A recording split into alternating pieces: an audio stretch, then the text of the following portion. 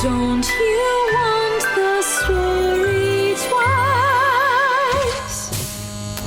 Have no fear, the studio say remake so.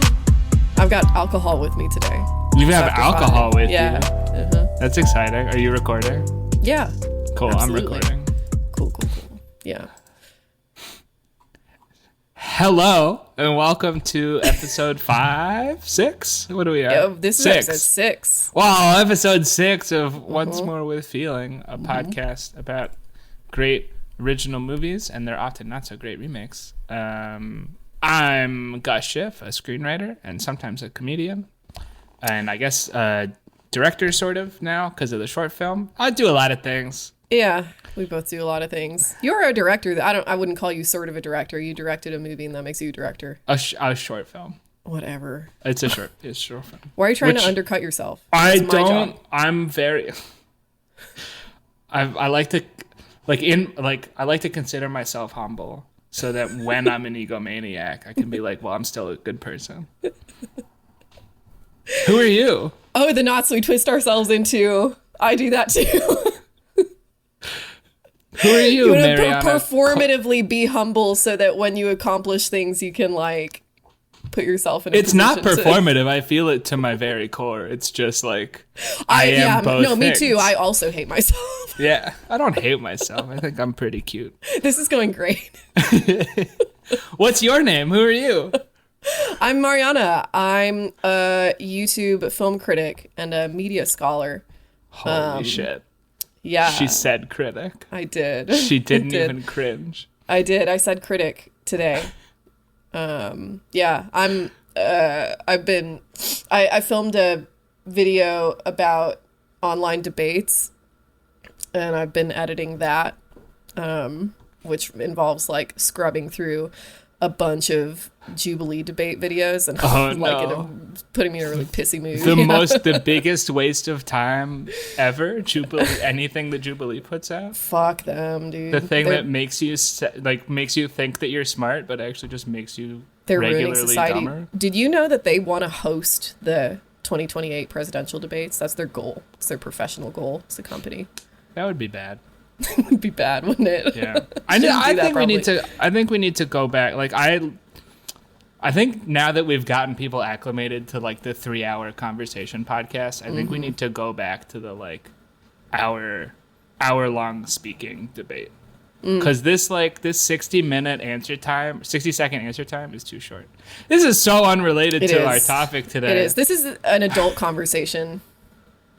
This is the thing we should have talked about before we started recording. This is very, very off-brand for our topic today, which is What do we talk about today? Well, we're talking about Peter Pan, Gus. Peter Pan. Yeah. The play.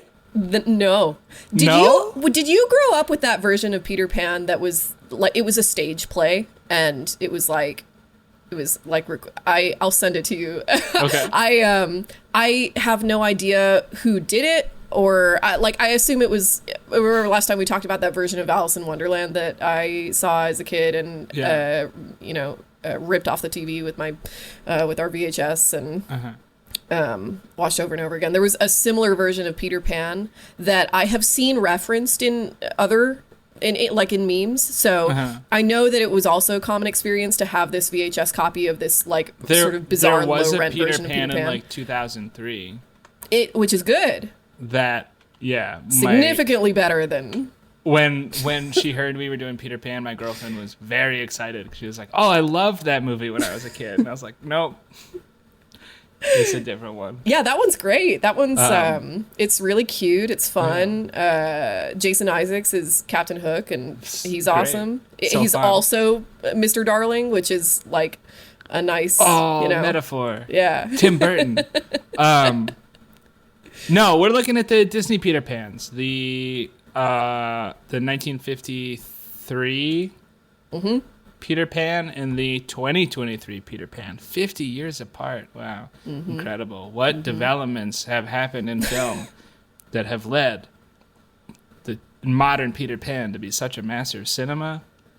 Not master cinema. Masterpiece of cinema? You'll find out. Is that what it is? I don't know. It's not good. Oh. Here's a little brief history on Peter Pan itself. It was written as a. Do you want to do that? Do you want to do that first, or do you want to synopsize it first? Do I want to synopsize it first? Yeah. Well, I think we should do this one. I think we should do the history first, and then synopsize it. No, let's synopsize it first. We're learning. It's like a learning experience. So, Peter Pan, 1953. It's a Disney movie. Here's what happens in it for those listeners who are not watching 2 entire movies before they listen to our podcast. We open on the Darling Townhouse in London. We meet the children, Wendy, John, and Michael. We meet their mother, Mrs. Darling, and the dad, Mr. Darling. Wendy is growing up. She's going to leave the nursery tomorrow, and she doesn't want to grow up. And prior to the events of this movie, she's captured Peter Pan's shadow in a box. The Darlings go to the opera or something, and Peter Pan comes by to get his shadow back. And then they go to Neverland, all of them, all the kids and Peter Pan and Tinkerbell. And then they're in Neverland. They meet the Lost Boys. They meet Captain Hook, who tries to kill them with cannonballs. And then, I don't remember exactly the order this is, and I don't just want to look it up on Wikipedia, but at some point during the movie, there's a couple set pieces.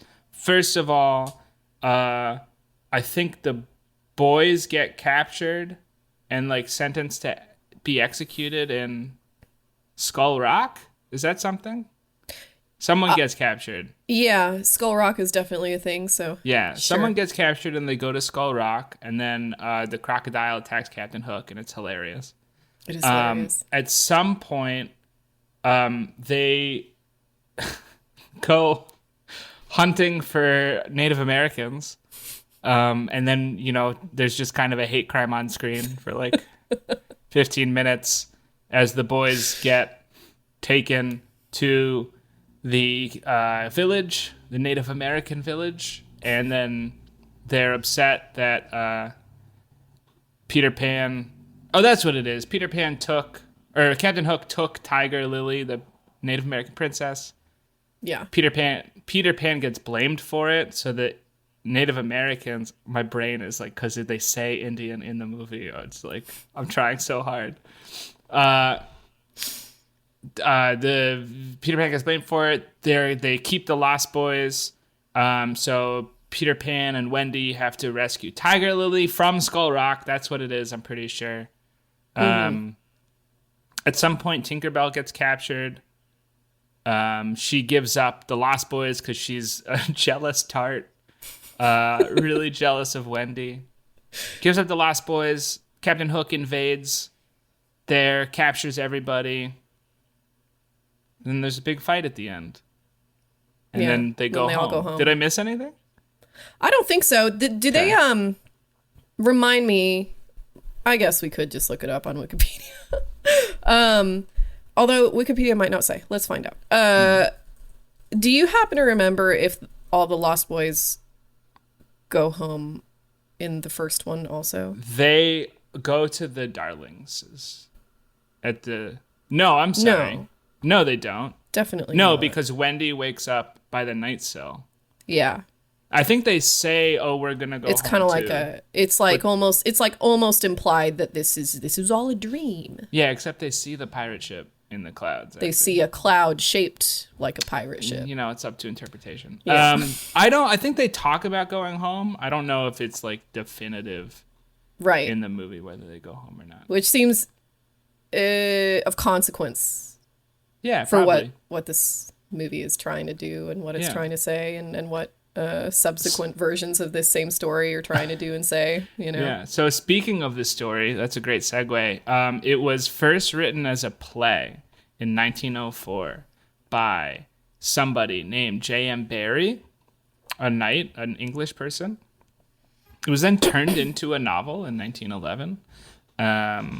Paramount owned the movie rights originally. They made a silent film that was basically just the play as a film. in 1924. And Disney, having seen a traveling version of the play as a child, had wanted to produce this movie for a while, similar to a lot of the other movies that came out like in these couple of years. He had like Cinderella, Alice in Wonderland, and Peter Pan. He had all like been trying to get done since as a child, but really since like the 30s.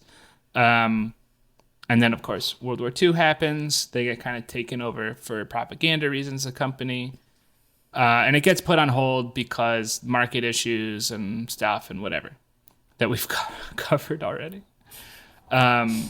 Towards the end of the 40s, when they started to lean into feature production again, feature film production, Peter Pan was one of 3 ideas that was being like developed alongside Alice in Wonderland and Cinderella.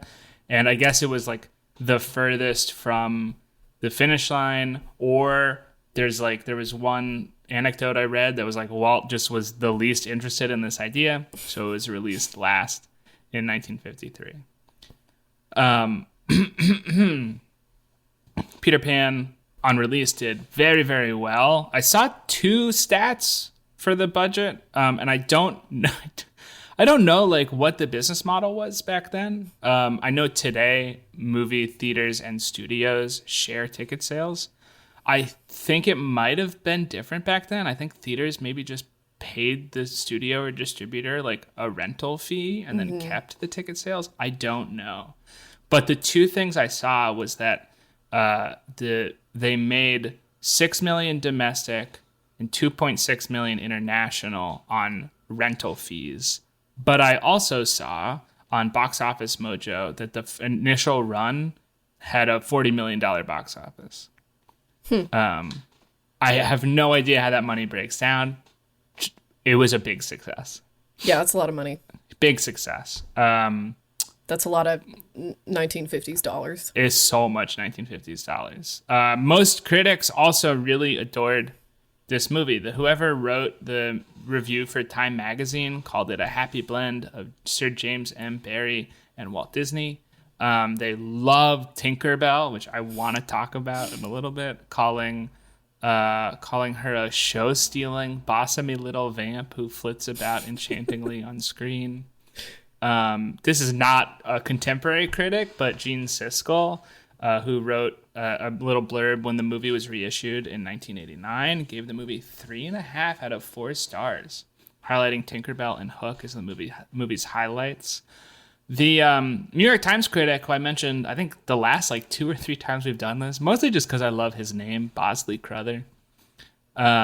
He was a little more skeptical about it. He doesn't say outright, but he does very heavily imply that he is annoyed by this point of the Disney style of animation. That's interesting. Yeah. Why?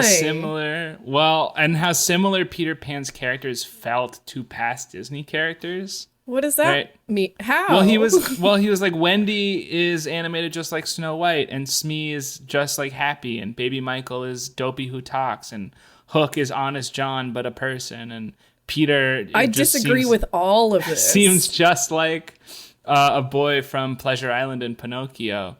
I don't disagree, actually. Ooh, we'll talk about it. But he also, in the same review, he says Disney's inventions are as skillful and clever as they have ever been, perhaps even more so. So generally, still pretty positive. One thing that's important to note, I think, is that Tinkerbell is drawn as a very sexual character. Yeah. And I was really curious to see if this was something that that anyone at the time was like, what a weird choice. And mostly the answer is no, which is shocking to me. But Crowther did notice it and did not like it. He didn't like Tinkerbell, called her a bit of a vulgarity. With her, what did he say? He said her, what a critic bathing, burn. I know. He said, with her, bathing, what a great word. her bathing suit design and some other thing. I just realized I didn't turn off my window unit 1 second ago. Oh, my God. Our poor listeners.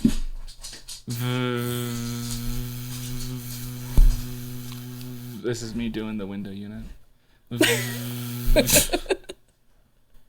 I'll take that noise print and just layer it on top of the rest of it. Yeah. So there's consistency. Background noise. That's why we have to be silent for 10 seconds. The thing that I had not remembered this movie super well. I especially did not remember the like how fucking crazy racist it is, dude. In the depiction we'll of the Native Americans characters. I was looking at what history I could find of it, and the controversy around that depiction is like shockingly recent. Yeah. It was like 1995 was the first time I could find someone working for Disney mentioning it as like, maybe we shouldn't have done that. Mm-hmm. And that was Eric Goldberg, the director of Pocahontas, who was like, yeah, they were probably a bit stereotypical. Mm-hmm. There was a theatrically released Peter Pan sequel called Return to Neverland in 2002. Mm-hmm. Didn't remember that. Oh yeah, I saw it in theaters. Oh, I probably also saw it in theaters, because I was reading the plot summary also on Wikipedia, and I was like, I remember vaguely this one scene and nothing else. 2007, one of the animators of the original movie, Mark Davis, says, quote, "I'm not sure we would have done the Indians if we were making this movie now, and if we had, we wouldn't do them the way we had back then." But the kind of widespread idea that the scene was pretty racist only became prominent in like the 2010s. Was like only when everyone started being kind of PC and conservatives started getting annoyed did they look at this scene and go like, yeah, probably not great. There's an essay I came across by a David Martinez in the 2013 book, Seeing Red, American Indians in Film, that is not sympathetic to Peter Pan or actually to Disney overall, unsurprisingly. And he talks a lot, in the essay about how kind of bullshit that depiction is. It's horrible. It's like it's more than bullshit. Like it's so much worse than I remembered really it. Bad. It's quite sickening. Yeah, to sit through. He points to the depiction of them and the critics' like complete lack of comment on that depiction of how little like quote unquote regular Americans cared about Native Americans at the time, which is always a very interesting part of this kind of media history that we discuss here. But he actually makes a point that I thought was really interesting. That's a broader point about Disney, where he says it's integral to the Disneyfication, or like the Disney style of entertainment, to make all the characters appear and act like people you might meet in New York, at least in their idealized antiseptic form, in which everyone, even white characters, is a stereotype. I thought that was really interesting. Too, because it kind of frames this choice as not necessarily like an explicitly horrible It wasn't native thing. It wasn't hostile. The depiction is quite obviously hostile. That's not what I'm saying. But it wasn't malicious. It was just bad and ignorant. It's not malicious in the same way that, for example, the roustabouts in Dumbo is a fairly malicious depiction of what black people do in or the society. Japanese characters during the World War II. Right. It doesn't make it better. It's just a different kind of awful,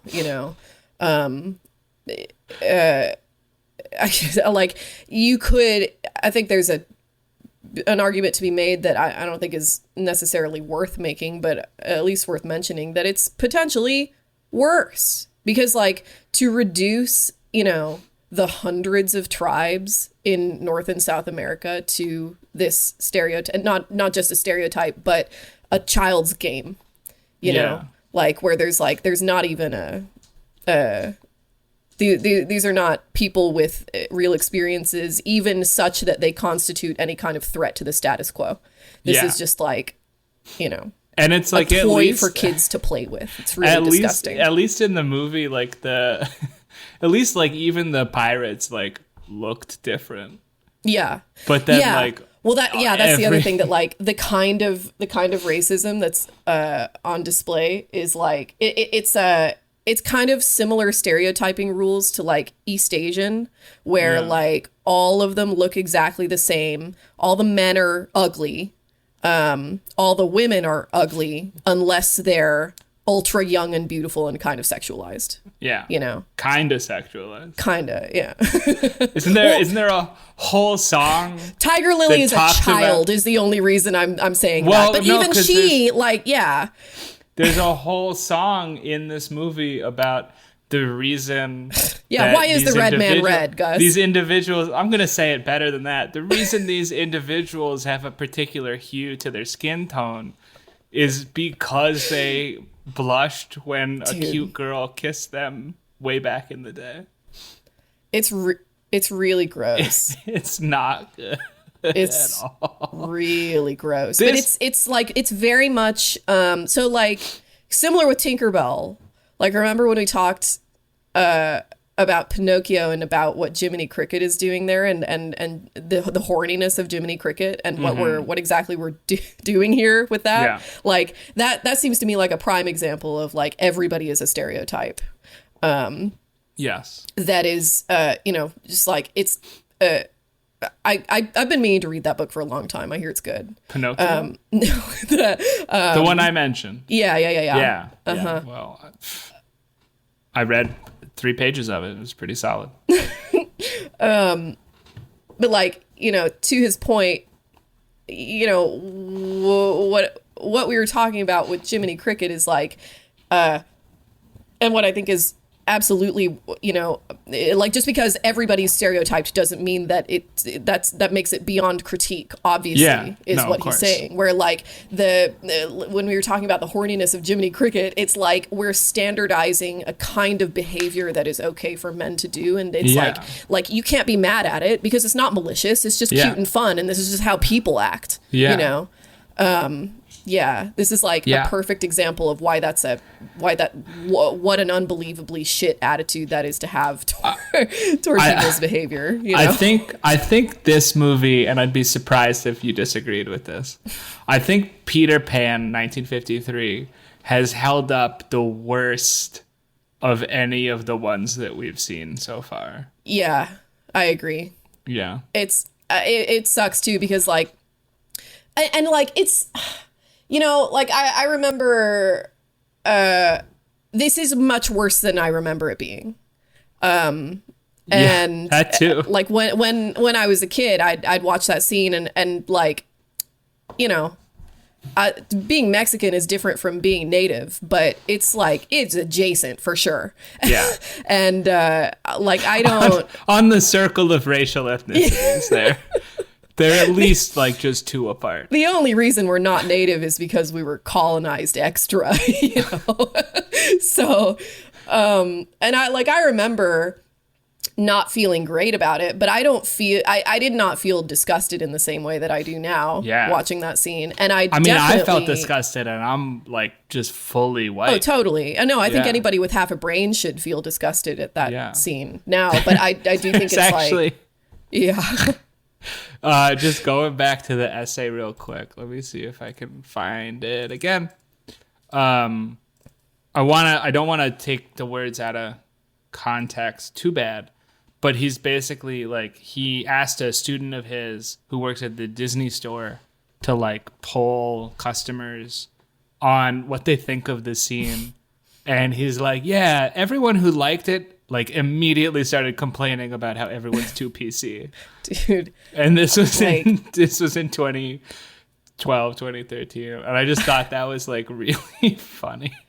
It's fucked, man. Like, and it's like, I guess I don't want to extrapolate too much, but I think there's we can like pick up a lot of clues for the development of this sort of like special brand of American authoritarianism that's emerging now from like those kinds of attitudes where that like, you know, not that Disney could have foreseen this, but I doubt he thought about it at all because he was Disney. He was a, you know, white rich guy in America. He was a industrial tycoon or whatever. But like, you know, when it's like when people on the far right have this this image of America, this sort of like, you know, this nostalgia they're trying to return to, like what pisses them off is that people are telling them that their image, like their nostalgia is actually quite offensive, you know, and their counter to that is just a doubling down of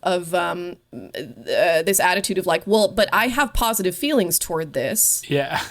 So, I remember it good. Yeah. And that makes it good forever. Yeah. And you know, just like, it's like this attitude that if it's, that is, I think is sort of like distinctly American. It's like one of the, you know, that are like, the way that our culture has been shaped by movies and by like film logic and the like, you know, a couple generations of film tradition passed down. It's like we have this attitude, or at least some of us do, of like, if it's in a movie, it must not be that bad, which I think was kind of my attitude when I saw this as a kid, you know, that like, well, this makes me uncomfortable, but it's in a movie. So yeah, it's cute and it's animated. Yeah, so like, it must be fine. Yeah, nobody fine. Actually thinks this about Native people. It's not. And I don't think like, and when you're dealing with stereotypes, especially like this kind of thing, like I don't think anyone does actually think that about Native people, but I do think it kind of shifts their opinion or view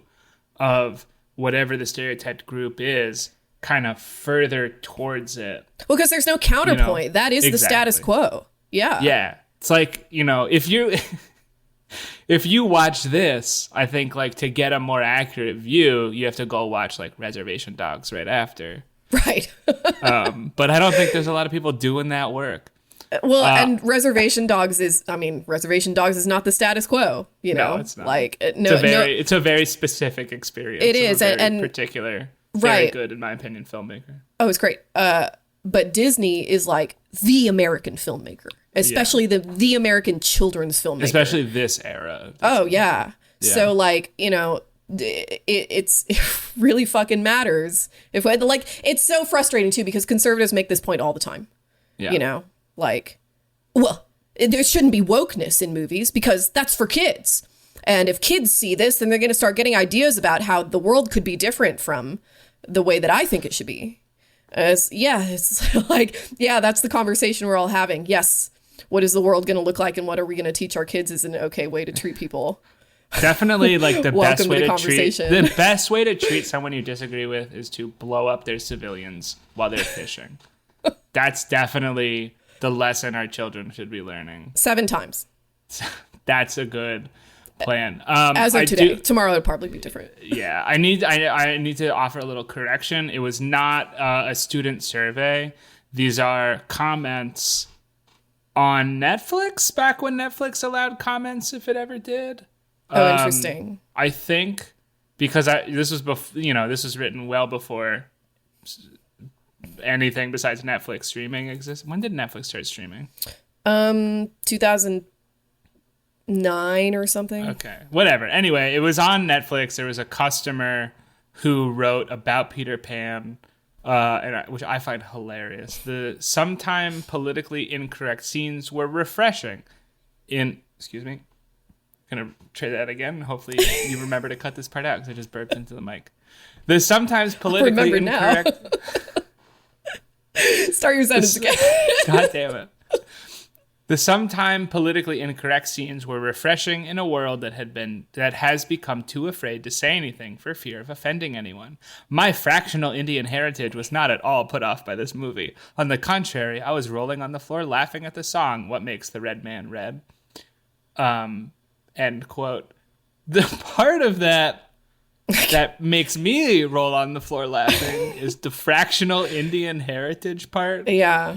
because it just That's sounds like one of those people who's like, my great great grandfather like married an Indian woman, so I'm an authority to speak on how things make there aren't real natives. people feel. Natives aren't real. They don't exist anymore. Is the attitude. Yeah. You know. Okay. Good clarification. I mean, it's like that.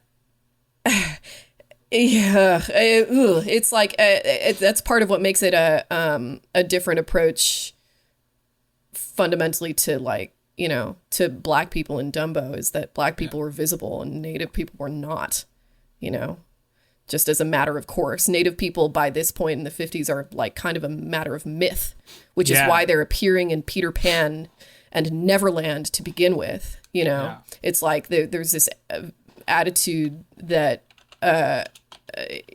like to be native must be some exotic thing that you're just like stuck in time and you're not actually affected by anything that happens in American politics because the tribes are gone.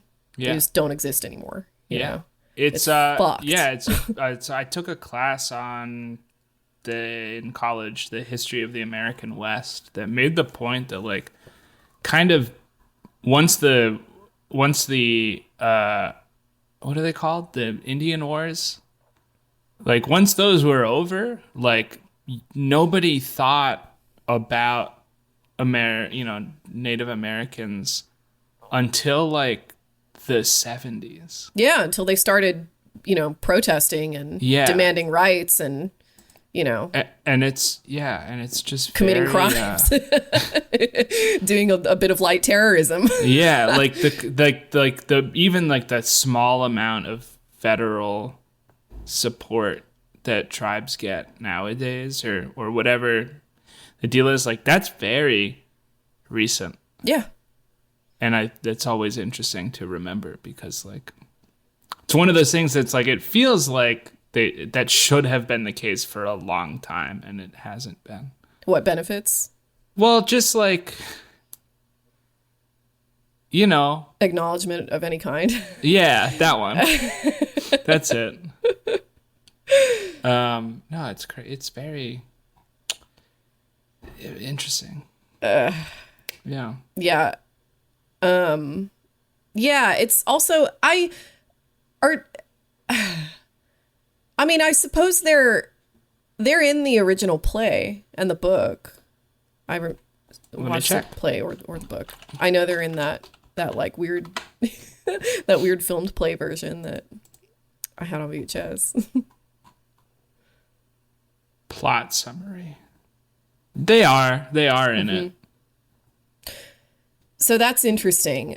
But they don't. I don't think they go to the tribe. I think they just rescue Tiger Lily from the cave and then go to the tribe. Something like that. Regardless, like whether they're depicted more positively in the original or like whatever, that's not super my concern. I'm beyond concern now. It's all very racist. I think we've established that. But like so that's the racism. Let's talk about the sexism. But in a second. Yes, I'm making a point here. Sorry.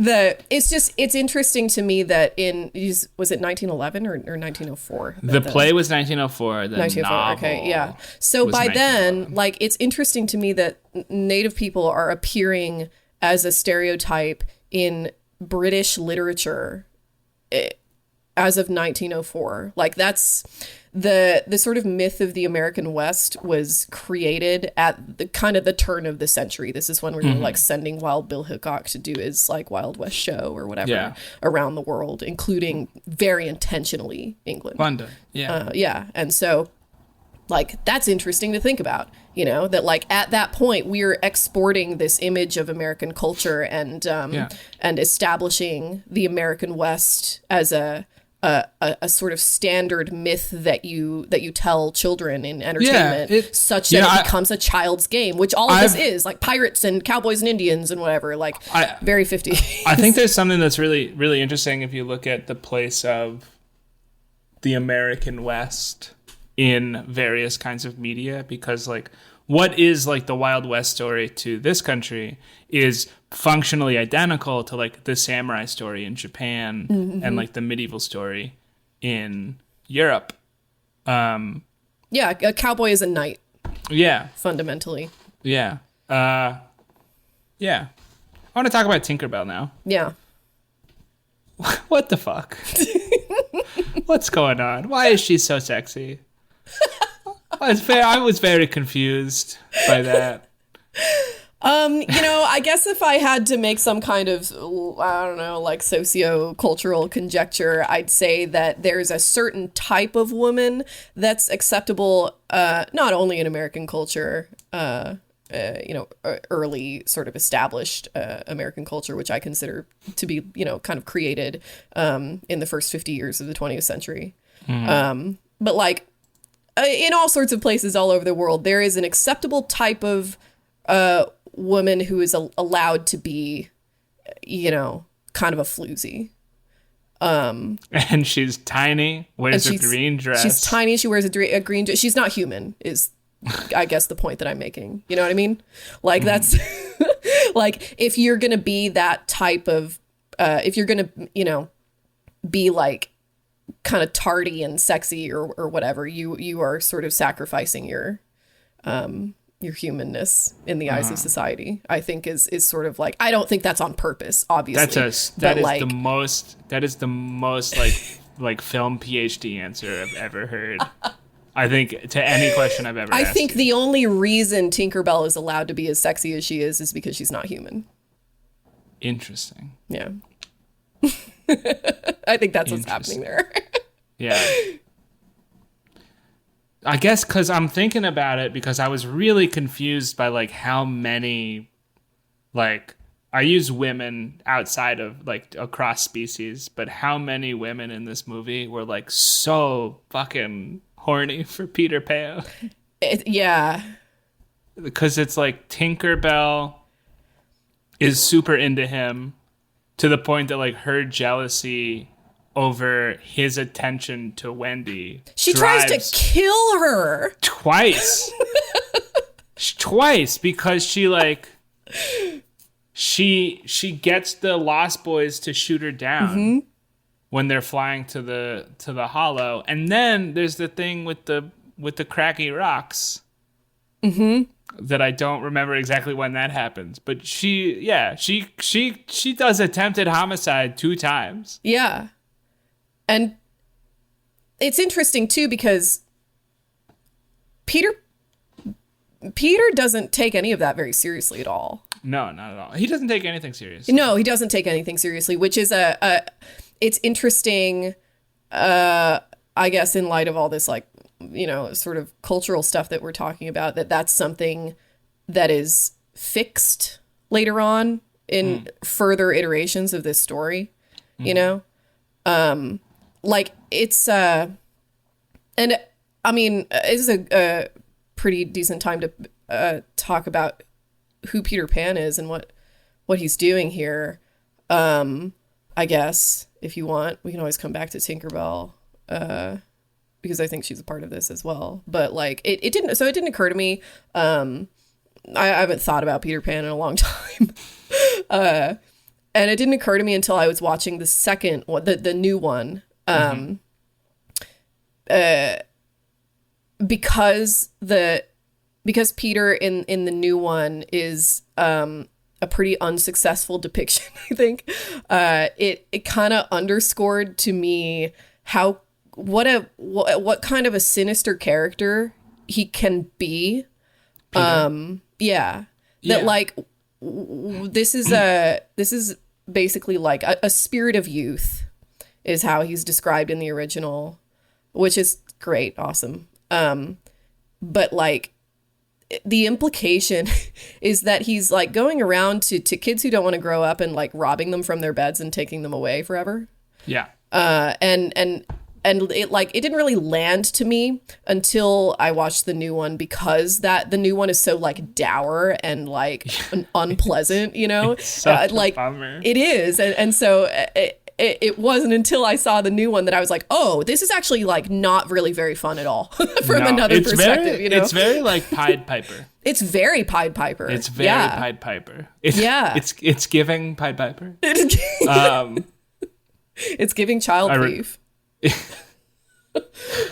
It's giving orphan. And like it's also not in the original Peter Pan. It does seem as if Peter himself is not human. Also, like that's he's got the pointy ears. Yes, and that's also he's very My Wonderful Girlfriend. I totally forgot I took notes. God damn it, Gus. My Wonderful Girlfriend. When we were watching the new one, she was really upset over, and we'll talk about this more specifically in a couple minutes. She was really upset over how kind of normal Peter was, because she's like, he's not normal. He's mischievous. He's Puck. Yeah, exactly. And that's totally. just like right. And so like, and that's also a kind of a departure from the way that later adaptations approach the same thing, where like in Hook, and I think also in the 2003 Peter Pan, he was once human and was just like, and like either Tinkerbell came in and like, stole him, I guess, and initiated this sort of like Lost Boys society through that, or he was just like so intent on never growing up that he became the first Lost Boy in and of himself. But he was once human, and that's not at all the case in the original one, which I think is interesting. So he's just like this sort of I think that's I think it works. I don't think it I think it's all right in the scope of the movie. I liked it. I kind of feel like there's a little bit of like this movie, Alice in Wonderland and Pinocchio have like pretty similar messages of like, be an adult and listen to your parents. Yeah. And it's like, what was going on with Walt's life? Like, were his kids like just going out and smoking cigarettes? And I don't think I'm gonna make 3 movies that make it plain that this is not acceptable. I don't think that's the case. I think he was just trying to market, and he was trying to make these movies that were going to appeal to as broad a swath of society as possible. And that includes a lot of parents who lean very small c conservative, where like, obviously in in 1950 and prior to 1950, the message for children must be, you have a responsibility to society. You will not be a child someday, so you need to be practicing being an adult now, which I don't think is like a terrible message for children. It's just a matter of what being an adult constitutes and what responsibilities you have to society and whatever. So like, what responsibilities are we expecting from Wendy? What is Wendy supposed to be learning from this experience? I don't know. Yeah. Be a mother, I guess. Grow up and be a mom. It'll be fun. Yeah. Which is also kind of a bungled message in the new one. Yeah. My Wonderful Girlfriend did also, at the end of the movie, was like, this is nuclear family propaganda. It is nuclear family propaganda. Of course it is. Yeah. Definitely. Definitely. I think it's pretty effective nuclear family propaganda. I love the Darlings. I think they're so much fun. I was so charmed by this movie until until it got really until racist. The hate crimes. Yeah. It was the animation is so good. It's better than really it's of the past few that we've seen. Cinderella is probably the standout, and I think this is on par with Cinderella. I think it's better than Alice in Wonderland. I think this movie did a really excellent job of, and I'm looking at my notes, and it is actually true that Mr. Smee was an evolution of the dwarf's design from Snow White. Cute. Like that is just a true fact. But anyway, I was looking at that just seems like stylistic consistency to me. You know, you're as an artist, you're like interested in particular beats and you repeat particular patterns. I don't think that it's like Picasso went from, you know, photorealistic charcoal drawings to like the weird cubist shit. People evolve and people should evolve, and Disney didn't, and that's what Buzz Lightyear was upset about. Yeah, now Disney really has evolved further, and now we're watching bullshit live action recreations of this movie, and isn't that better? I hope Bosley Crowther is happy. I think he's dead now. Yeah, he's probably dead. He was like 50 in the 50s. What was I talking about? Animation. Oh, I thought it was a really, really great sort of the other movies we've seen, the last 5 movies we've watched, they've been either sort of good quality adult animation or still good quality, but like cartoony, you know, cartoony stuff. And I thought that, you know, and then in the case of Cinderella, it's both, and they're very distinct from each other. And I felt like this movie did a really excellent job of blending those kind of two sides together, where it looks great, and it's got that sort of elevated, high-end $4 million budget feeling, while also like having some great slapstick moments that don't violate like the logic of the rest of the film, the way that like the cat running into the mouse hole does in Cinderella. I don't know if you noticed this, but I felt like a very strong animation difference in the male characters and the female characters.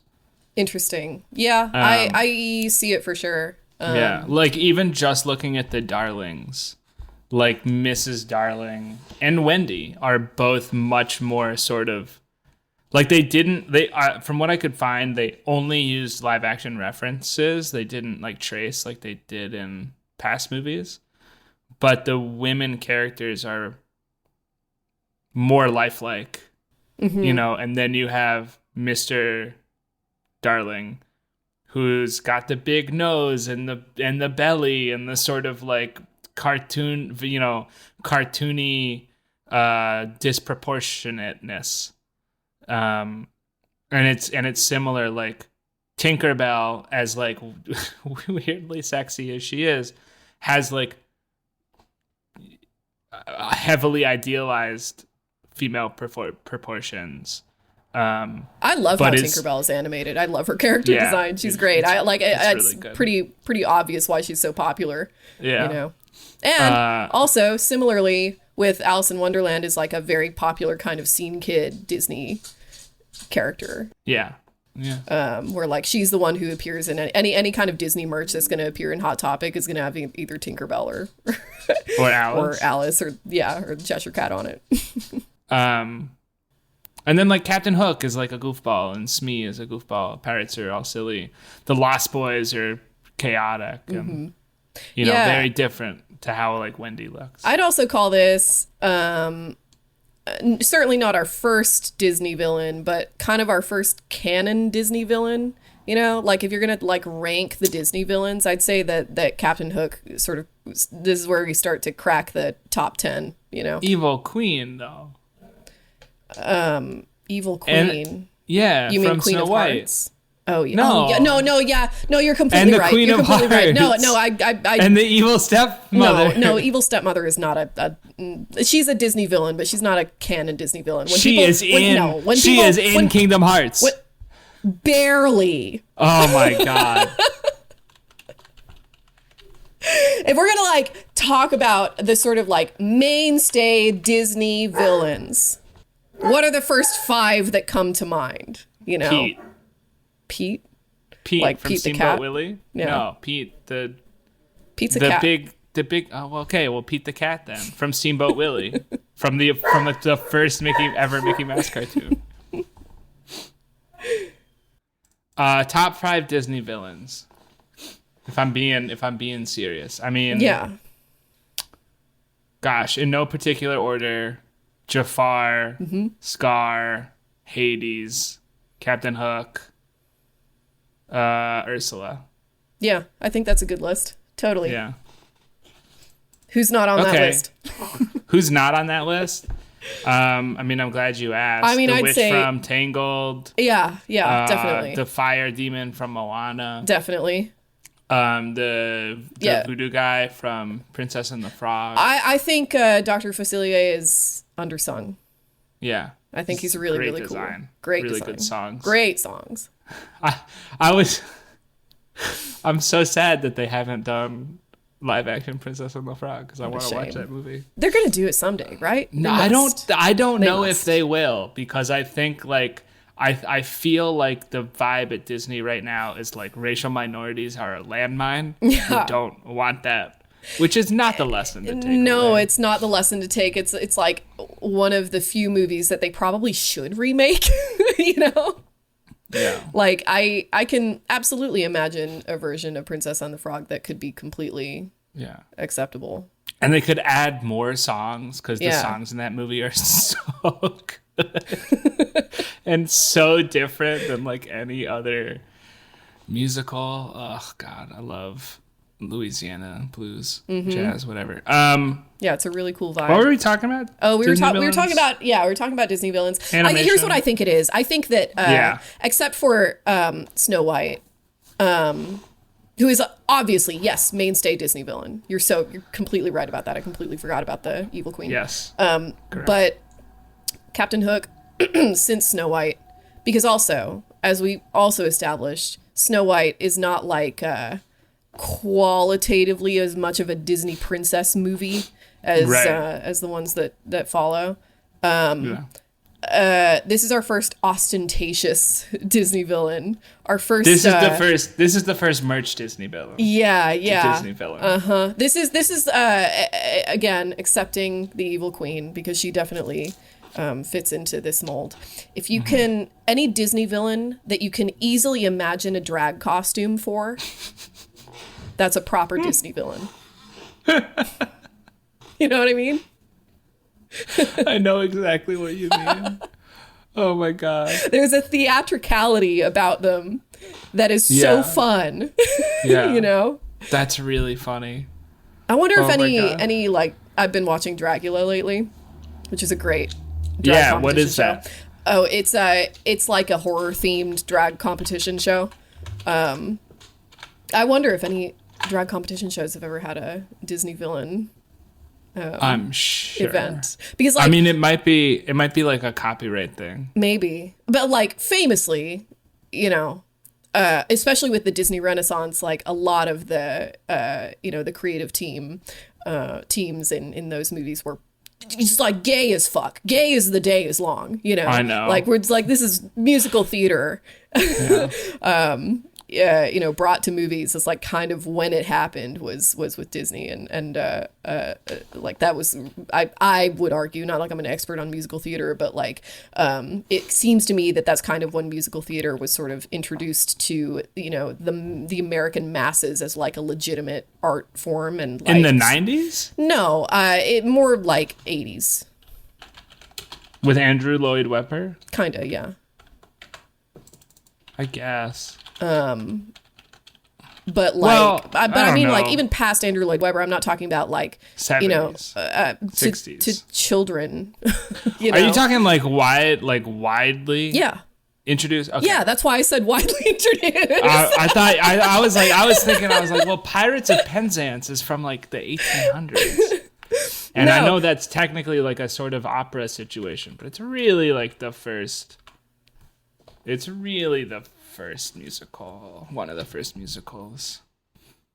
You know, they have a patter song in there that I really like. It's terrible. Anyway, sidetracked. But then also famously, yeah, Ursula is based off a drag queen. Is based off Divine. Like, this is a very there's a lot of crossover between the kind of theatricality that works for Disney and the kind of theatricality that is common in sort of like artistic countercultures, which I think is a super fascinating thing about Yeah, Disney. are you saying that Disney movies are better when they give creative control to artists? I'd never say that. I think that's true at all. What are you That would talking be about? insane. What was your favorite part of this movie? Any any antics between Captain Hook and the crocodile is terrific. I love the crocodile. He's so funny.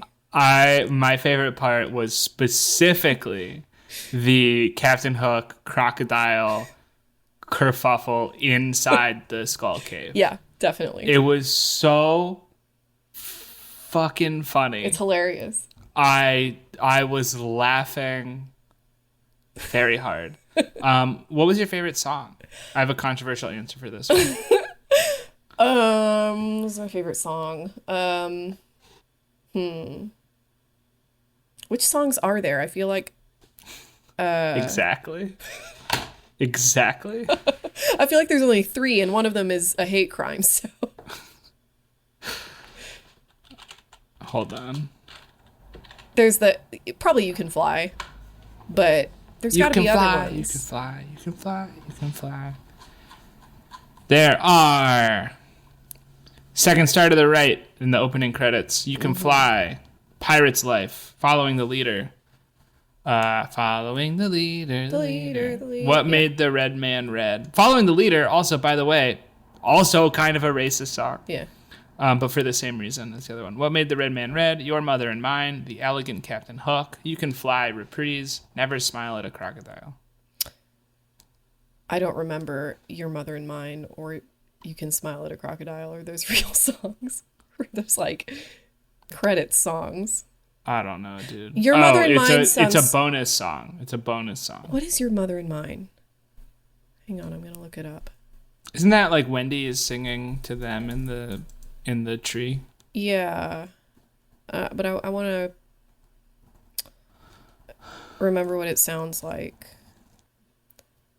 Oh, cute. Oh. Are you just listening to the song right now? Yeah, I'm done. I think Your Mother and Mine might be my favorite song from Peter Pan. Okay. Yeah. I think it's very sweet. It's I guess I like it. I like positive depictions of parenthood, and I think that Disney, kids media in general is in a obviously great position to do that, but Disney in particular. And so when it does, I like it a lot. That's why I like Baby Mine so much, just like sort of like kind of almost contextless affection between parents and their children. Yeah, that's my favorite. Okay. Now you cue me. Gus, what was your favorite song in this movie? I didn't have one. I thought they were all bad. I didn't like any of the songs in this movie, and I was very disappointed. Okay. That's it. What did you not like about them? I just they were so fucking I really don't like that sort of musical choir sound that is kind of heavy in this era of Disney. I really, really don't like it. I don't love it either. And then I can tolerate it better than you can, apparently, but yeah, most of You Can Fly is fucking sing talking, which is bullshit. All the time. It's always bad. Never do it. What is this talk sing bullshit I wrote down? I didn't like it. The Pirate's Life, couldn't understand the words they were saying. Following the leader was racist. What made the red man red was racist. Your Mother and Mine, don't remember it. Elegant Captain Hook, don't remember it. You Can Fly has the same problem as the original. I like in my musicals. I like the sound. I like the songs to be. I believe the term is diegetic. where they're having an effect on the plot. Well, no, They're I moving think the it. plot I think forward, or they exist in the world itself. Yeah, I like them. Okay, I didn't quite use it right, but I like the songs to come from the characters. I don't want if it's a musical. I don't want the song to Definitely. play. And when we're doing choreography, like I want it to be in the world. This is the reason. This is so unrelated. I'm going to talk about it anyway. This is the reason I really didn't like Encanto.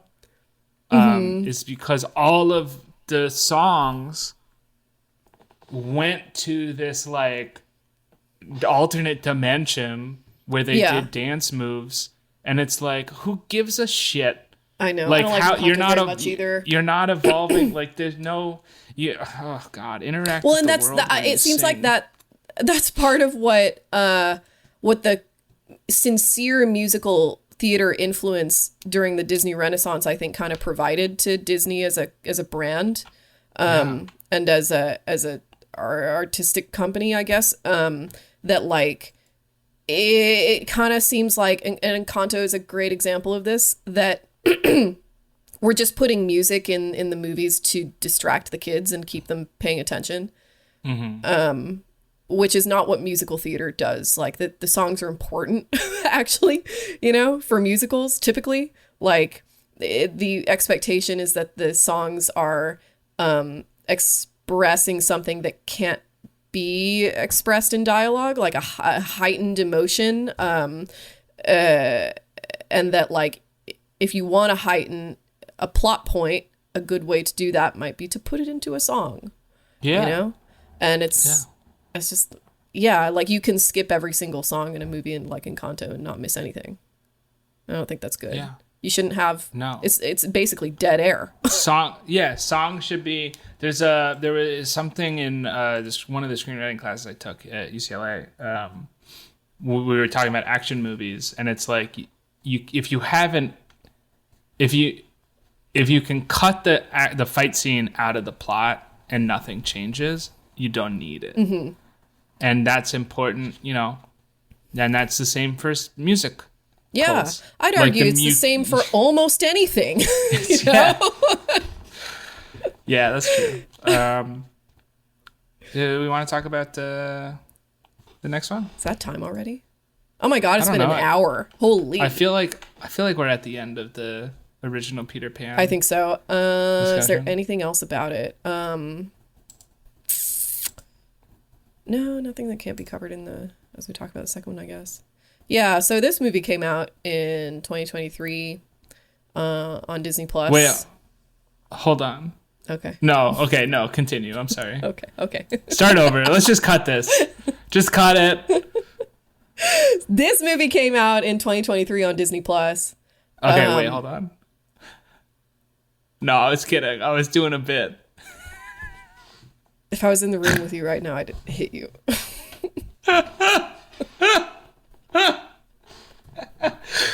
Okay, continue. No, this movie came out in trust you 2023 anymore. on Disney Plus. This is the end of the podcast. You finally struck my last nerve.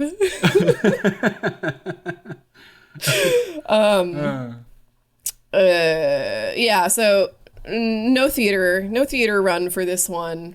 It's just dumped unceremoniously onto Disney Plus, which I will always maintain it like belittles the movie. I understand that, all these streaming services and but especially for Disney, like if you're already established as a 100-year-old company that has this like I'd say kind of crucial relationship with the mode of distribution that has existed since the birth of your company, it is belittling to put your own movies onto a streaming service. I don't like that.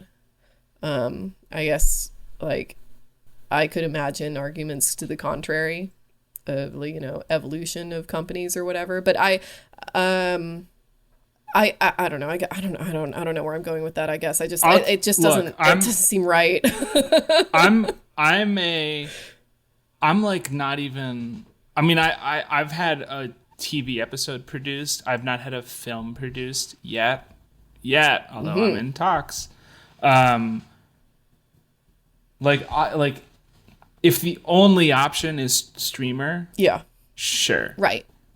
But if I have any say in the sale of it, like even if we're getting like 20 or 30% less money, I would want to go with the one that's doing a theater run. Yeah. I saw an interview today that Elizabeth Olsen doesn't accept roles in movies that go straight to streaming. This is not an uncommon opinion among creatives. The Wuthering Heights movie with Margot Robbie and the hot guy, and it's very sexual.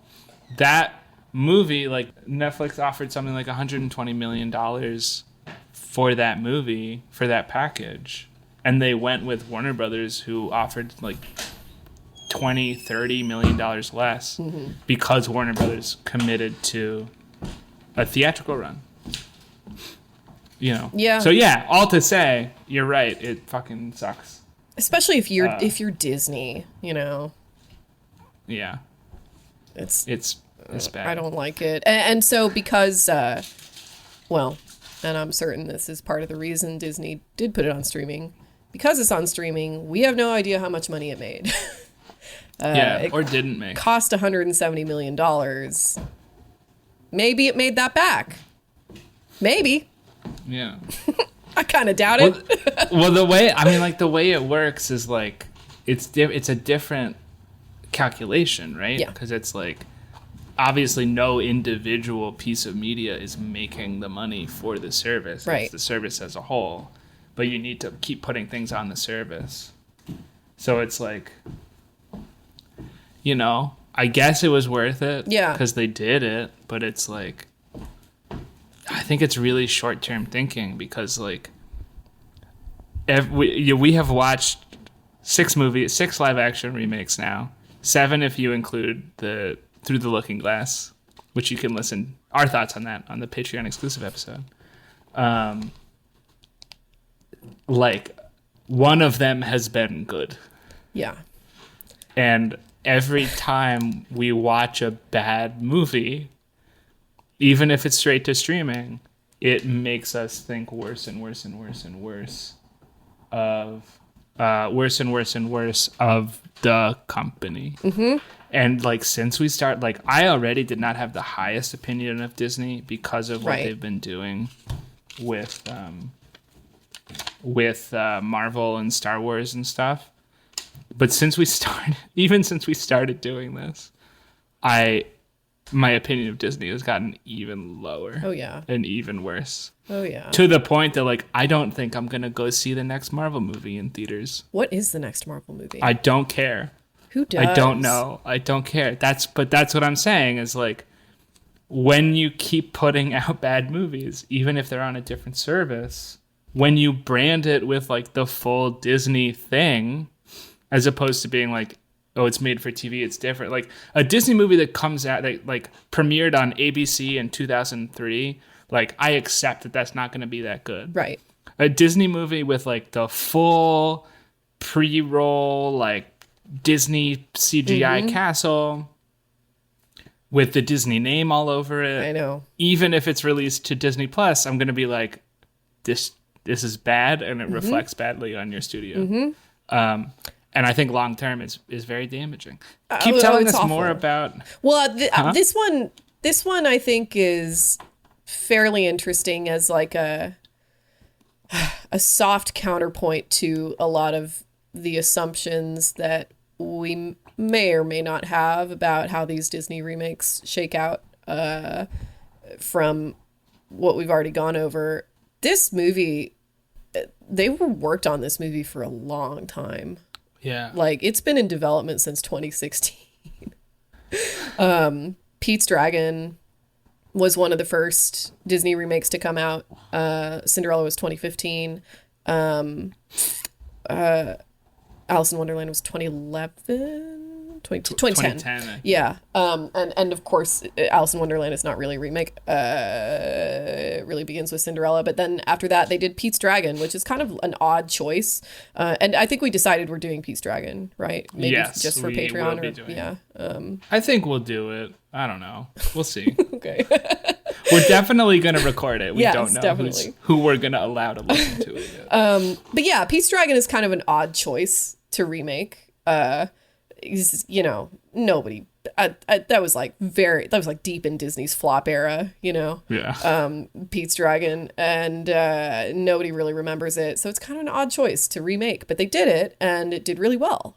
Made a bunch of money. I mean, a lot of this is just due to this like 5-year period of time when theaters were still a thing and streaming hadn't really been adopted yet as a main distribution method, and also COVID hadn't happened, and so there wasn't, there was simultaneously a cultural expectation of primarily seeing movies in theaters, and then also there wasn't this whole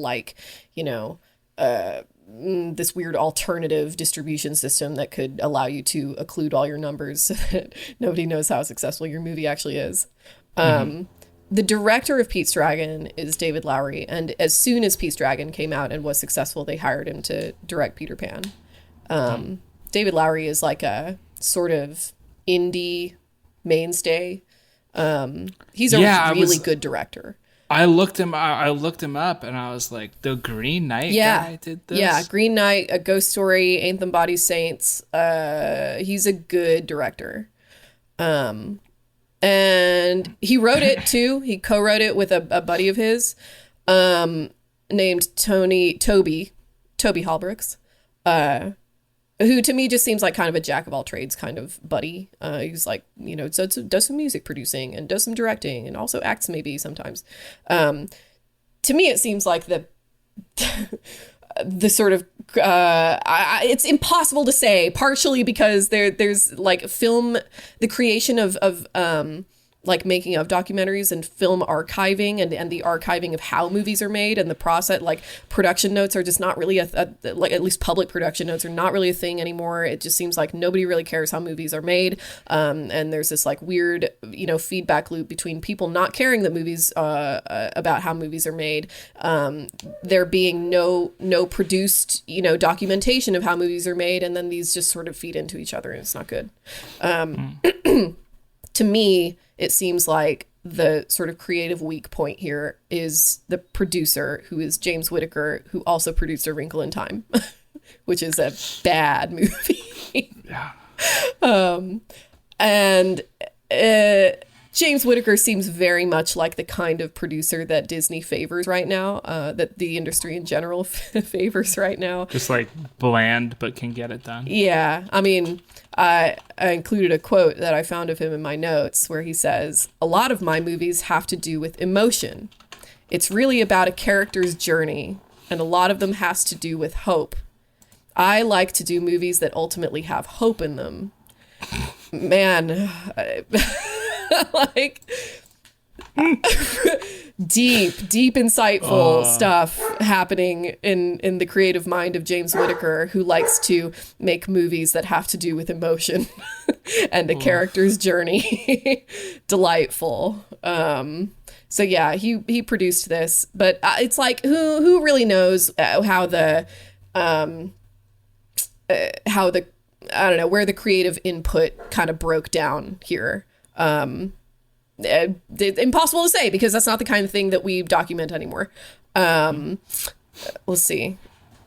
So this movie was part of this, like, after Cinderella and how successful it was, and Alice in Wonderland, when Disney got super excited about remakes, they started greenlighting just a fuck Everything. ton. Yeah, so like I picked out a list here from Deadline when they announced Peter Pan, Alice Through the Looking Glass, a Mary Poppins sequel.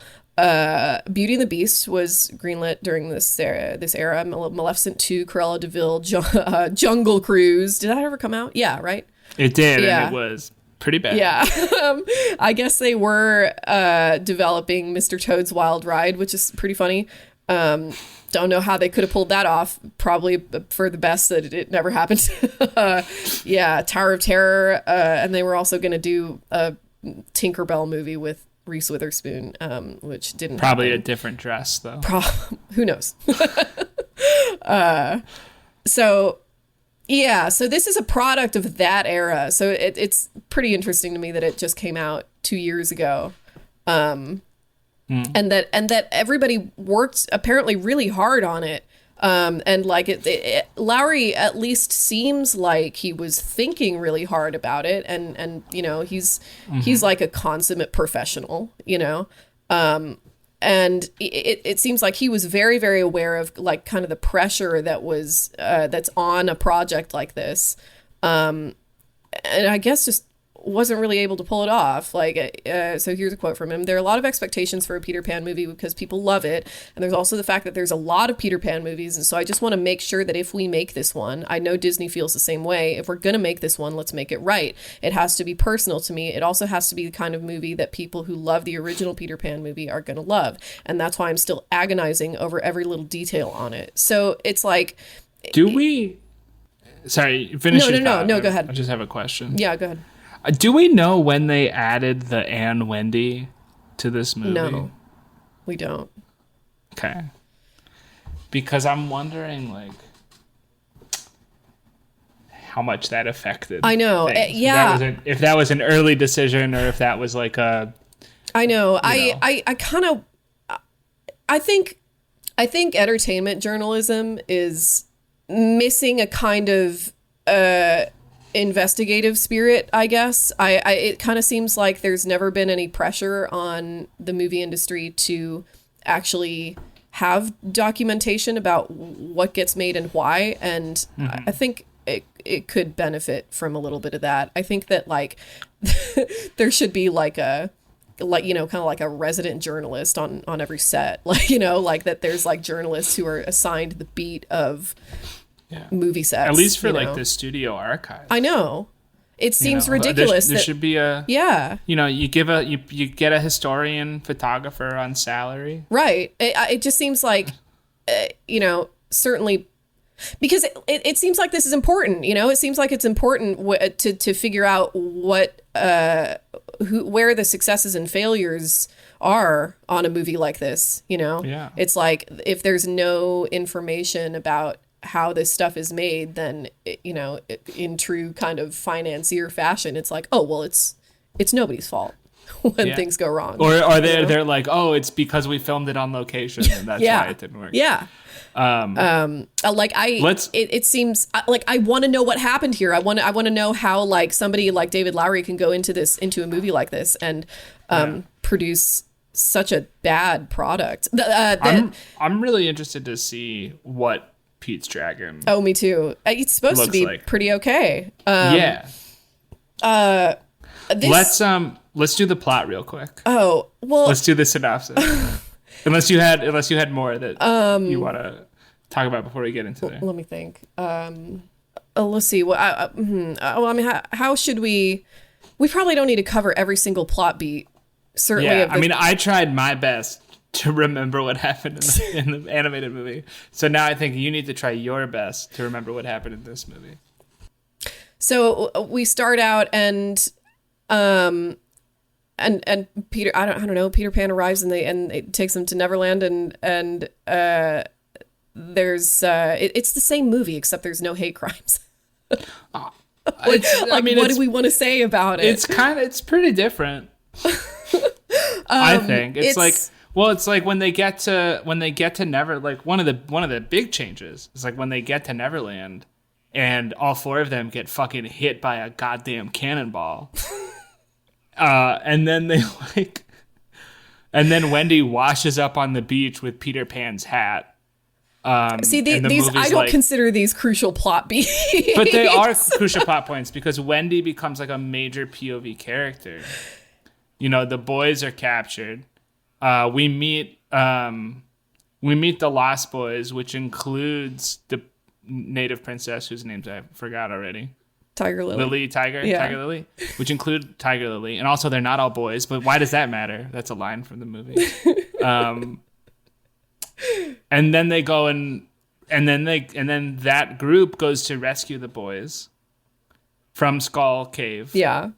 And then Peter turns out he's still alive in a really bad pirate costume that was not in the background of the other pirate scene. I like the bad pirate costume. I think it's funny. I like it too.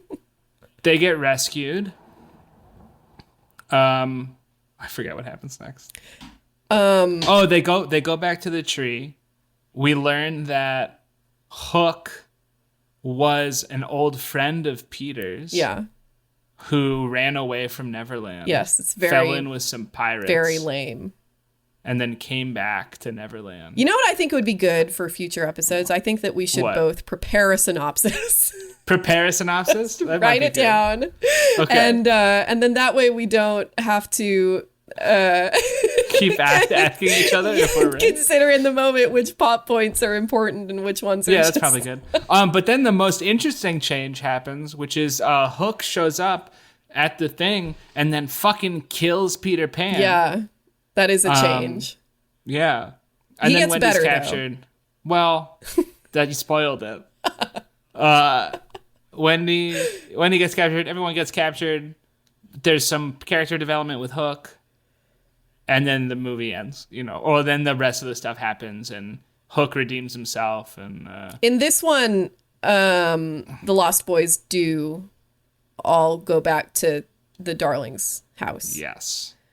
All of them go back home, which is good because, as we touched upon a few minutes ago, this isn't a very fun movie, and it really it's super melodramatic. It is, and it really, really underscores like what a weird little freak Peter is for robbing all these children out of their beds and taking them to. It's weird, One of the things that my wonderful girlfriend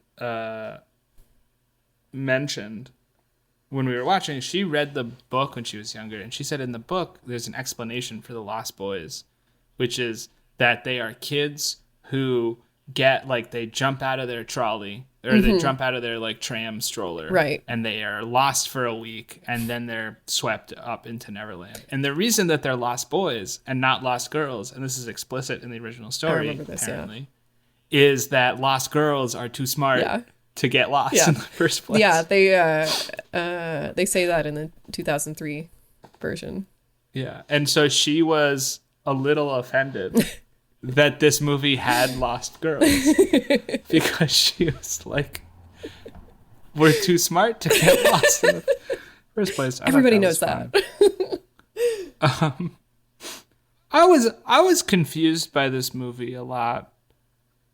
I have to say, a lot of the choices in this I was film, too. And I also have to say, and this is not the case for most of the ones that we've watched so far, but I looked this up on Wikipedia before I watched it, and on Rotten Tomatoes and whatever.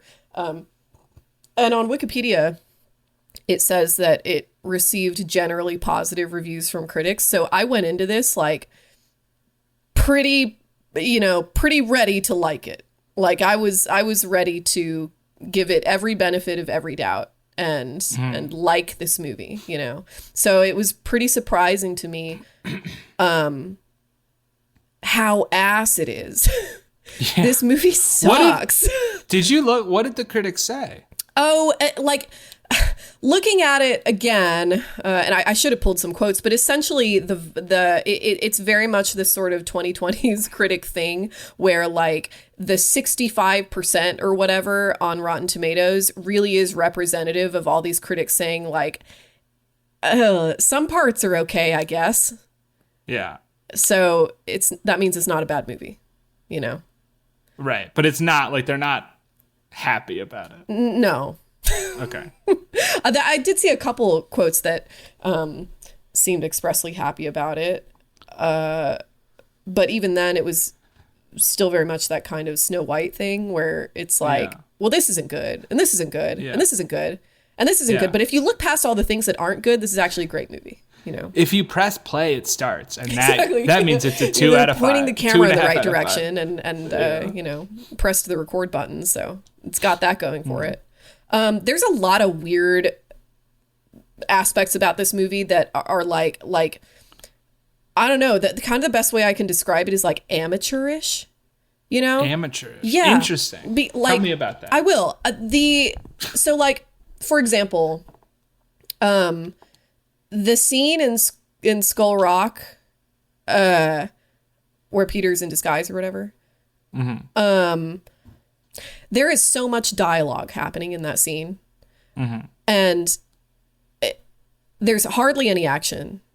Especially when you compare it to something like Hook, where like all the kids have these like when they're battling the pirates, it's these all like crazy contraptions and the camera's going everywhere and there's like choreography and there's like little gags and whatever. And in Skull, the entire conflict in Skull Rock, they're just standing. Everybody's just standing in place. For like 15 minutes, everybody's just standing in place talking at each other. I'm just remembering when Peter sheds his disguise and starts fighting the pirates. And then they like cut to like Wendy and the Lost Boys watching, and Peter does. I mean, it's not choreographed super well, and I don't know why, but he does some move, and Wendy goes, "Now he's showing off." Right. Yeah, he's just showing off. And the girl goes, "He's not showing off." Right. And then Peter, very, very boring shot, rolls a barrel down a ramp. Yeah. And knocks like 2 or 3 pirates off of the ledge in a much less interesting move than any of what he had done before. Right. And the Lost Girl goes, "Now he's showing off." And I was like, he should not be showing off. It was better before he did it. It's everything is such a letdown, and and so much of that dialogue is just like the most plodding exposition you've ever heard in your life. I was very confused by this movie because, like we mentioned, it's very melodramatic, like from the top. Yeah. From the beginning, there's just not a lot of like joy on screen for no reason too. Like for no reason. Like and that thing that like the first thing Wendy does is like blame her brothers for breaking the mirror or whatever. I know. And that never comes back, and it's not important, and it's not a character beat. It's not a why? Because she abandons that. Yeah. Why? Because she doesn't do that again. Yeah. Right. She doesn't do it again, and she doesn't. Yeah. When they're like when they do the fairy dust. Mm-hmm. Also, this is something totally unrelated. Just want to bring it up. In the animated movie, they only ever call Tinkerbell a pixie. Mm-hmm. And in this movie, she's a fairy. Mm-hmm. There's something I like the actress for Tinkerbell, and I like the thing they do with her voice, where she doesn't have one, and it's just like a little bell. I think that's cute. Yeah. There's something off about her animation that I can't place. It's so off. Like I do not know what's going wrong with it, but it's she's not moving right, or like it's just weird. You know what? Like the you know what happened? I want to go through specifics, and then I want to talk more broadly. Yeah. And this will be a more broad point.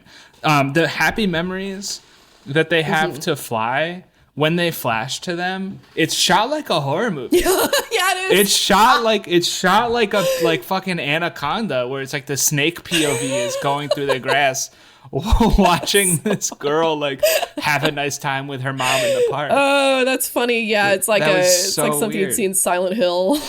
Yeah, I did not get it. What could have been, or what was corrupted.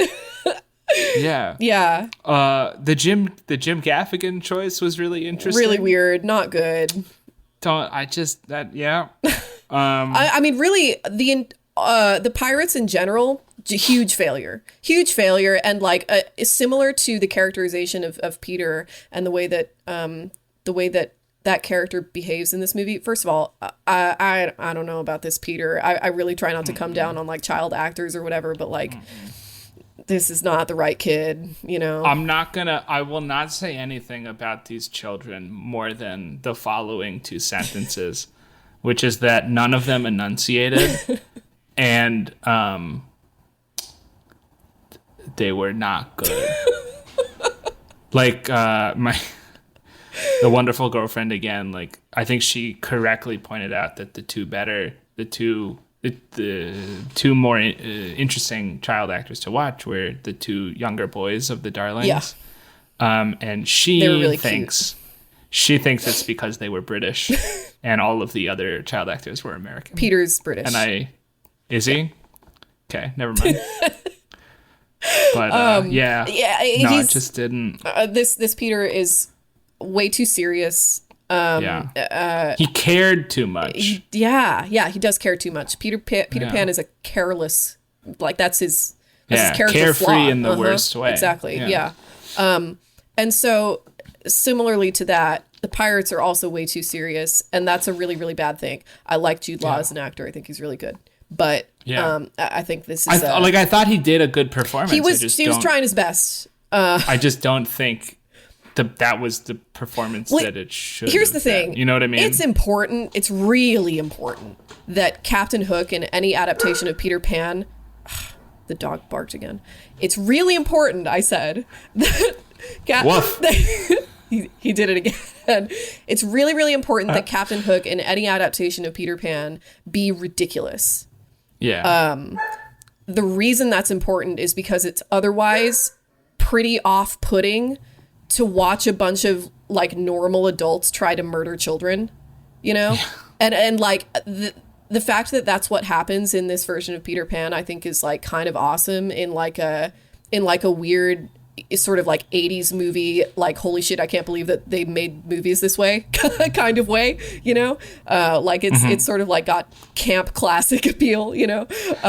But it's such a bizarre vibe to watch all these grown men just essentially harass children. And it's like, it's completely different in, I watched Hook recently, which is such a good movie. And the like part of what's happening in Hook with the world building, you know, this is just a sort of like visual storytelling in that movie, is that like kind of the implication is that because Neverland is a place where kids always have the advantage. It's like things in Neverland work because you believe they work, and kids have such power of belief that they can make anything work, you know? And that's not at all what's happening in this movie, which is also weird because they do explicitly have that as a plot point. When? So there's this shot, this sequence, I guess, where like it's implied that Wendy is almost too old for Neverland. She's like looking through the telescope at the pirate ship. with the wood. Yeah. So she's looking telescope. at this fake toy telescope. And they're like, yeah, and she can't see it, and they're like, oh no, you have to believe in it, and then she can't see it. They're like, you're looking through it wrong. Yeah, and I that's okay as an idea, but then the additional problem with that is that, like, does that mean that the pirates aren't real? And if that's the case, then is Captain Hook real? Because he has lore. Yeah. Not good. That's bad. That's really bad story editing. You know, that's amateur hour. You know, that's an issue. It's a huge issue.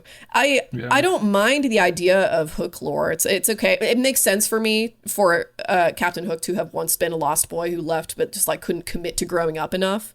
And the reason he's evil is that he's like stunted himself emotionally because he like, you know, he wants to grow up enough to do cool adult things, but you know, but doesn't want to take the responsibility of being an adult, and that's why he's a pirate. Right. I like that. I think that's cool. I think that's an interesting character beat. But then the reveal is that like actually it was Peter all along who banished him, and there's like layers to this. Like Captain Hook didn't really want. It sucks. It's lame. You know. Yeah. It's not good. Yeah. Yeah. You know what part was pretty good, was pretty decent, was when the ship started flying and then the fight on the flying ship. That was fun. I thought they did it much better than in Uncharted, which is the only other time I've seen people fighting on a pirate ship flying through the air. I also liked the crocodile. Yeah. I like a big crocodile in Peter Pan. Crocodile was so big. It's scary. But then it never came back. It didn't come back, and that sucks too. So like at the end, you know, because they were going for like the redemption. Yeah, that like where it's like the last shot of this movie is of Captain Hook's face. That's weird. Yeah. What are we? And Smee. What? Why? This isn't. Like, do you see what I mean? That like this feels like a movie that was written and produced by people who have no idea how movies work. It feels like something that was written by a very early like writer. Yeah. But then made by someone with a lot of resources. Yeah, very much a sort of like eccentric millionaire's passion project. Yeah. Who isn't good at making movies, like it's a little better than that just because they're professionals in this movie, and professionals behind the camera and whatever. But like in terms of storytelling and like making use of film as an art form, that's very much what it feels like. Like it's the dialogue is like, it's so boring and it's so plodding, and it feels like you're watching an extended edition. Oh man. It wasn't great. I have a broader point, unless you'd like to continue picking individual parts of this movie to be like, this was bad and this was bad. Yeah, sure. I have one more actually. Okay. When Wendy and Tinkerbell like get up to Peter's room or whatever, it's got Peter written on the door, and it's and then it's James. Yeah, James is crossed out, and that's not enough. Wendy has to go, "Who's James?" And then Tinkerbell has to like, draw out a hook so that everybody knows, and then they have to like reiterate that again and again and again, like 5 times. They reiterate this, and you don't have to do that. You could have just like having James on there is plenty. That's enough. Yeah. Yeah. Well, yeah. Continue. I have a broader point, which is like, I think you've brought this up a couple times, which is that like, especially for Snow White, right? Like they made modern Snow White kind of as an apology for original Snow White. Yeah. Although in that case, they did not need to apologize for original Snow White, as we discussed in episode 1 of Once More with Feeling, available wherever you get your. This movie also really felt to me like an apology for Peter Pan, except I think that movie kind of does. Yeah, I think so. Need it, but the way they fixed it, like there were 2 big things to me that they were trying to fix, which is Tinkerbell being like preposterously sexualized, and the Native American thing. Yeah. The way they fixed Tinkerbell is by taking away all of her personality. Yes. And then the way that they fixed the Native American thing is by mostly just ignoring it. Mostly removing them altogether. And making Tiger Lily speak a language. Yeah. I don't know which one. I apologize. I think it's that Cree. Apparently Cree. Is it Cree? I think so. Making Tiger Lily speak. We're saying Cree. It might not be Cree. Please don't kill me. You know what? I'm just going to look this up because I'm afraid of the internet. Okay.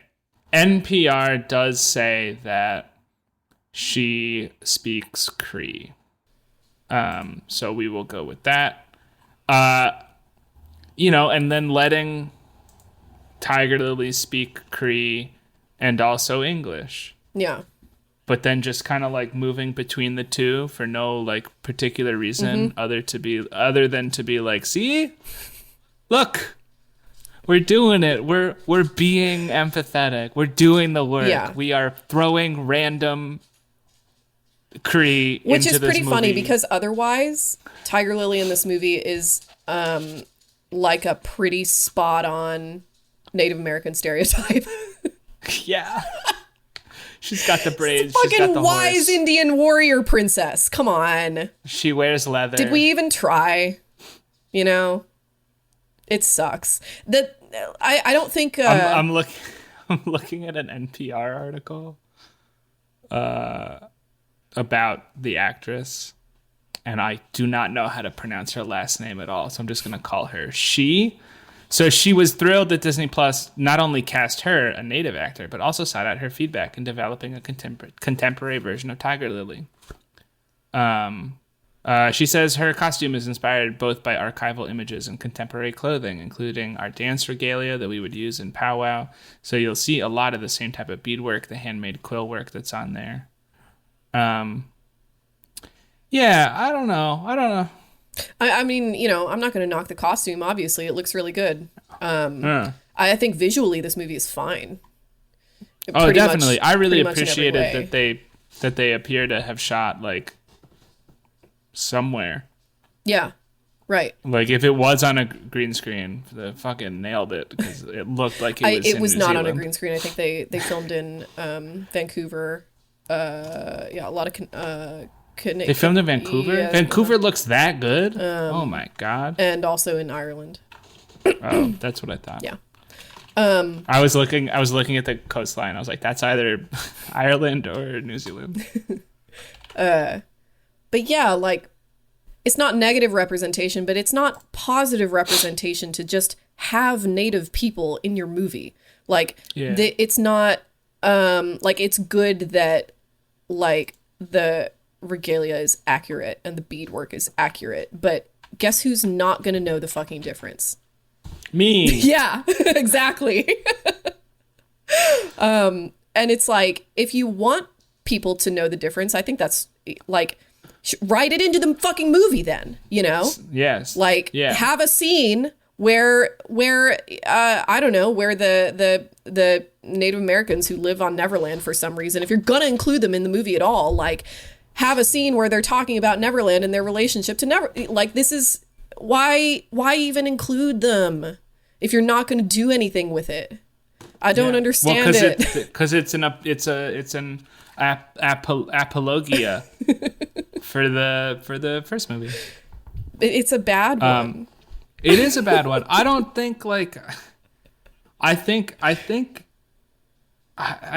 we're aligned here. I think like Disney is too, you know, as a corporation run by corporate people and weirdly sensitive to the whims of at the time Twitter users. Right. I think they're just like they have like audience reception too much, like too front of mind for movies that can even be considered like a little bit controversial, like Snow White, like Peter Pan. And I think if they like, you know, fine, you want to remake Peter Pan for some fucking reason, go for it. But like, if you're uncomfortable with this, like, let it be different. Yeah, don't just take it out, change it. Or you know? if you're gonna be cowardly about it and you don't know how to figure it out, then just take it out. There are no Native Americans in Hook. Yeah, and nobody cares. Because it's not important to the story, because the Native Americans in Peter Pan are a fetish. Right. They're not actual characters. They're a game for the boys to play, because Neverland is just a place where little boys play games. Yeah, explicitly. Yeah. Actually, you know. There's that, right after they're captured, they're like, wait, it's a game? Yeah. And they're like, yes. Yeah, and... Whoops. And it's like, it seems to me that that like, and I think that's part of, I think it's a signal, it's like a green flag for a movie like Hook, that the Native Americans aren't in there, not only because it's a super racist thing to do, but because it tells me that Steven Spielberg directed Hook, right? And wrote it, maybe? I don't remember. But like, so everybody involved in Hook knew what that movie was about, and knew that it was a story about belief and, you know, what kinds of games children play and the nature of childhood imagination. And that's the nature of childhood imagination and the kinds of games that children play are gonna look different generation to generation. Nobody's playing cowboys and Indians anymore. Where was Minecraft Steve in this version of Peter Pan? Where was Fortnite default guy? Where was generic Roblox character? Like Hook is interesting temporally, because it's like that movie takes place, I think think in the 90s. Yeah. I think it's contemporary. Yeah, but Peter Pan has grown up, and it's like 45 years later. Yeah. So, so all the, Neverland Lost Boy stuff would have taken place in the 50s. And so like the games are kind of residual from that, but they're not the same, and they don't need to be the same. There don't need to be any Native Americans on Neverland. There just don't. And if you're going to include them, then you're already setting yourself up for a lot of explaining, because you're like lifting this standard from, this really genuinely very retrograde cultural standard into the modern era for no apparent reason whatsoever. It's a bad idea. This movie sucks. It was not great. So people should not watch Peter Pan and People Wendy. really shouldn't. People should watch Good Boy. Good Boy? Yeah, I saw Okay. Good Boy a couple weeks ago and wrote a little review of it, and It's scary. it's though. barely scary. You can watch Good Boy. Yeah, but barely scary for you is like, barely spicy for me at a Thai restaurant. it's less Like, it's less scary. It's less scary than a Thai green curry is spicy. I don't know. It's less scary than The Sixth Sense. Oh, okay. Yeah. You can watch it. It's fine. Cool. I think people should watch a wonderful movie I saw called Blind Spotting. It is that David Diggs other guy. I forgot his name. Hold on. It's such a good movie. He deserves to be mentioned by name in our tiny podcast.